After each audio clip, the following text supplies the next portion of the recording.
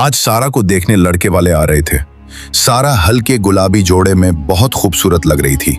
दिल में दुआएं, आंखों में उम्मीदें। घर की बड़ी बहू आयशा भी हर काम में लगी हुई थी। चाय बनाना, मेहमानों का ख्याल रखना, सब कुछ संभाल रही थी। आखिरकार दरवाजे की घंटी बजी, लड़के वाले आए। बैठे, रस्मी बातें हुई, सारा को बुलाया गया। सारा आई तो सबने तारीफ की, मगर लड़के की मां का चेहरा कुछ मुतमईन न था। चंद लम्हों बाद वो आपस में सरगोशियां करने लगे। थोड़ी देर बाद वो उठे और बोले, हम सोच कर जवाब देंगे। घर का माहौल एकदम खामोश हो गया। 2 दिन बाद जवाब आया। रिश्ता इनकार कर दिया गया। इल्जाम। सारा की मां गुस्से से भर गई। ये सब तुम्हारी वजह से हुआ है आयशा। वो चीखें। आयशा चूक गई। मैंने क्या किया है अम्मी? तुम्हारी नहुसत है इस घर में। पिछले साल भी एक रिश्ता आया था, वो भी टूट गया, अब भी यही हुआ। आयशा की आंखों में आंसू आ गए। वो तो हर बार दुआ ही करती थी कि सारा का घर बस जाए, मगर आज इस पर इल्जाम लगा दिया गया था। सारा भी खामोश खड़ी थी। वो जानती थी कि भाभी बेकसूर हैं, मगर वो भी मां के सामने कुछ न बोल सकी।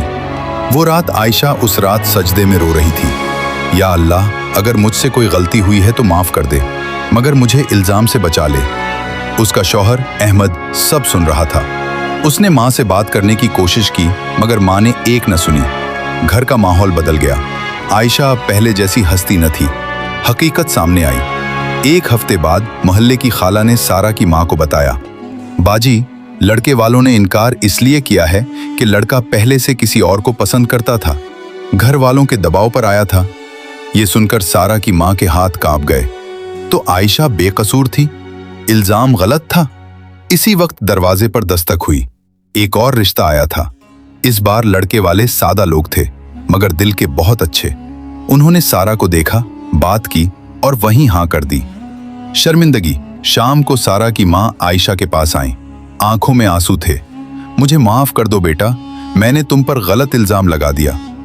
आयशा ने फौरन उनके हाथ पकड़ लिए। अम्मी, आप मां हैं, मैं दिल में कुछ नहीं रखती। घर में फिर से खुशी लौट आई। सबक। कभी कभी हम अपने गुस्से और मायूसी में उन लोगों को इल्जाम दे देते हैं जो सबसे ज्यादा हमारे खैरख्वाह होते हैं। इल्जाम लगाना आसान है, मगर टूटा हुआ दिल जोड़ना मुश्किल।